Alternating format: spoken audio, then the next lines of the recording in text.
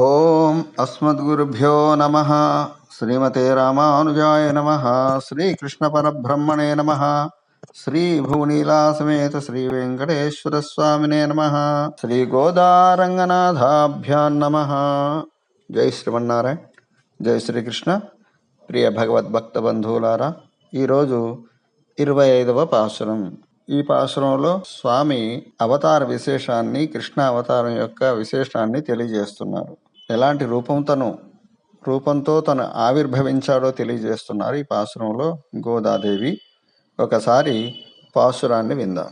ఒరిత్తి మగనాయ్ పిరందు ఓరిరవిల్ ఒరిత్తి మగనాయ్ ఒళిత్తి వளரா தரிக்கிலானாகித்தான் தீங்கு நினைந்த கருத்தை பிழப்பித்து கஞ்சன் வயத்தில் நெருப்பென்ன நின்ன நெடுமாலே உன்னை அறுத்தித்து வந்தோம் பறை தருதியாகில் திருத்தக்க செல்வம் சேவகமும் யாம் பாடி வருத்தமன் தீர்ந்து மகிழ்ந்தேலோரெம்பாவாய்.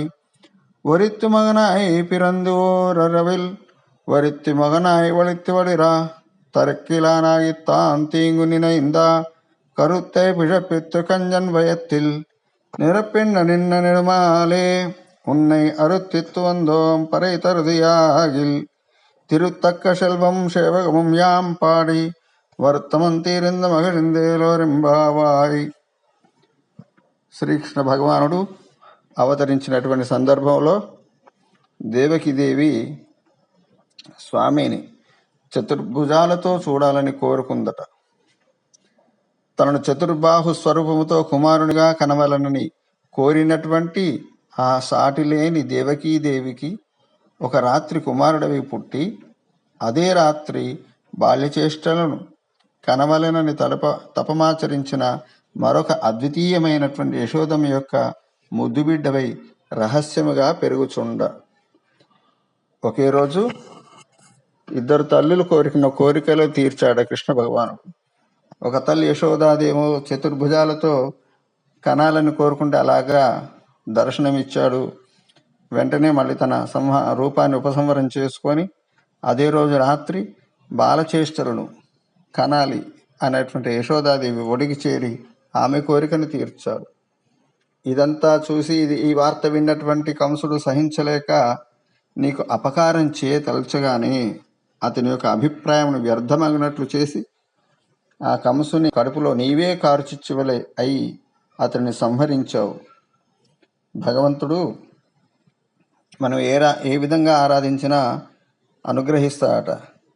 ద్వేషభావంతో హిరణ్యాక్ష హిరణ్యకశ్యపాదులు అలాగే కంసుడు వీళ్ళు ద్వేషంతో స్వామిని స్మరించారు. మనం స్వామిని స్మరించడమే పరమావధిగా తలుస్తాడు స్వామి. నువ్వు స్మరించావా లేదా అనేది చూస్తాడు, కానీ ద్వేషంతోనా ప్రేమతోనా అనేది కూడా చూడు. అంత వాత్సల్యమైనటువంటి హృదయం స్వామిది. కాబట్టి కంసుడు ద్వేషంతో కృష్ణ కృష్ణ కృష్ణ, ఎక్కడ కృష్ణుడు, ఎప్పుడు చంపాలి కృష్ణుడు అని ఇలా నిరంతరం కలలో కూడా కృష్ణనామస్మరణే. అందువల్ల ఆయన కోరిక తీర్చడానికి ఆయనకు ముక్తిని ప్రసాదించాడు కంసుడికి.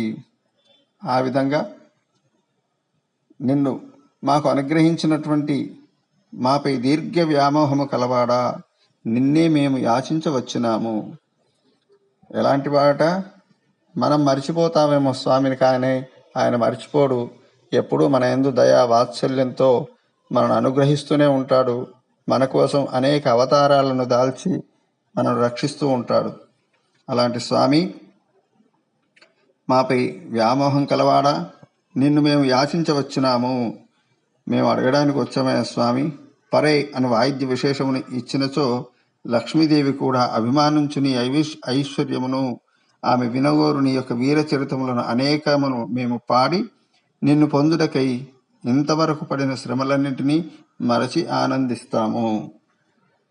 ఈ విధంగా ఇంతవరకు ఈ ధనుర్మాసంలో చలిలో లేచి తెల్లవారుజామున చెలికెత్తంగా అందరిని మేలుకొలిపి ఈ విధంగా పడిన శ్రమనంతా కూడా నువ్వు మా కోరిక తీరిస్తే మేము మర్చిపోతాం స్వామి, మమ్మల్ని అనుగ్రహించు అని చెప్పి గోదాదేవి గోపికలు ఈ పాసురంలో స్వామిని ప్రార్థిస్తున్నారు. ఓం అస్మద్గురుభ్యో నమః. జై శ్రీమన్నారాయణ. జై శ్రీకృష్ణ. జై జై శ్రీకృష్ణ.